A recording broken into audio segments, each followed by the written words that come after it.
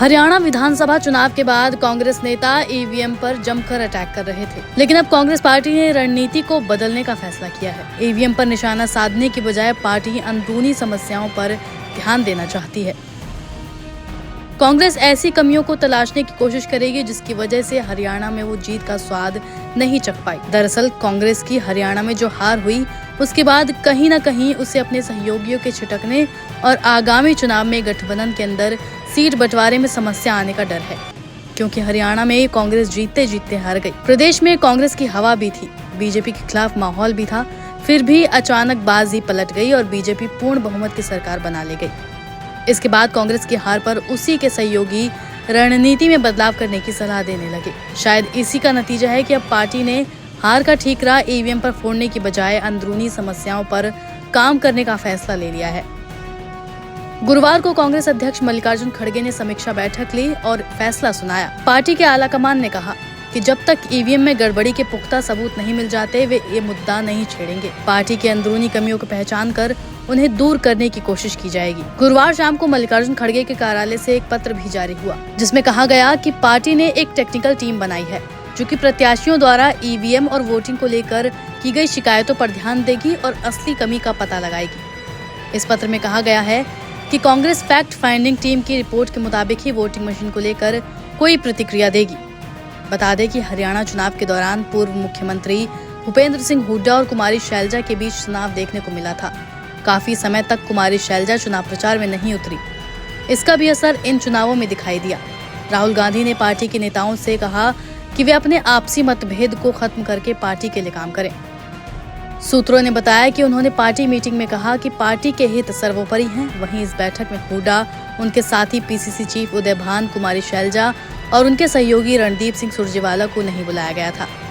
अब पार्टी ने हर उम्मीदवार से रिपोर्ट मांगी है। अजय माकन ने कहा कि आप लोगों ने जो एग्जिट पोल देखा था, परिणाम उससे एकदम उलट है और ये स्वीकार करने योग्य नहीं है। एग्जिट पोल्स और परिणाम में बहुत अंतर है। हम इस बात पर चर्चा कर रहे हैं कि आखिर इसकी वजह क्या है। इसकी कई वजह हो सकती हैं। इस मीटिंग के खत्म होने के बाद अजय माकन समेत दूसरे नेताओं ने भी मीडिया से बात की। देखिए, आज कांग्रेस अध्यक्ष खड़गे जी, राहुल जी, जीएसओ वेणुगोपाल जी और ऑब्जर्वर्स अशोक गहलोत जी और मैं, और साथ में एआईसीसी के सेक्रेटरीज और जूम के साथ में दीपक बाबरिया जी भी जुड़े, और सब लोगों ने विस्तार से हरियाणा के चुनाव की समीक्षा करी।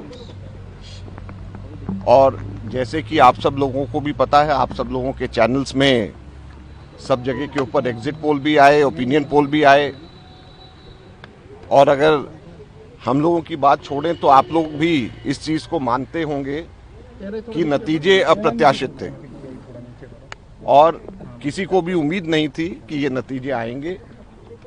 और एग्जिट पोल के बाद भी जिस तरीके से जो एग्जिट पोल्स भी बता रहे थे, जो नतीजे आए उसमें ज़मीन और आसमान का फर्क था।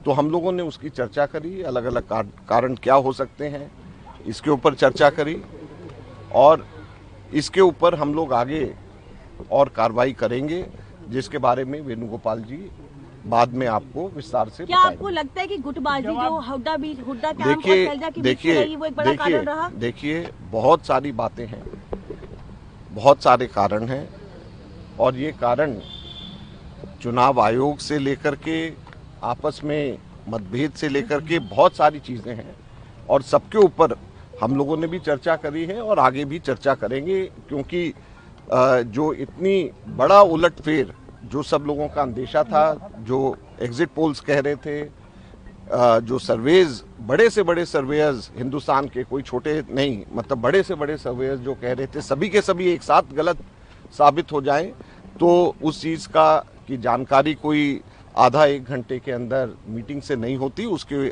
आज हम लोगों ने तय किया है कि आगे क्या हम करेंगे, जिसके बारे में विस्तार से वेणुगोपाल जी आगे समय बताएंगे। अभी देखिए, इसमें तो पार्टी के भीतर चर्चाएं होंगी, पार्टी के भीतर व्यवस्थाएं बनी हुई हैं, कैसे किसी हार का या किसी जीत का विश्लेषण किया जाता है, सीटवार किया जाता है, सबसे चर्चा की जाती है। यूं बाहर कयास लगाना कि अंदर क्या बैठक में हुआ होगा, मुझे नहीं लगता वो उचित होता है या सही होता है।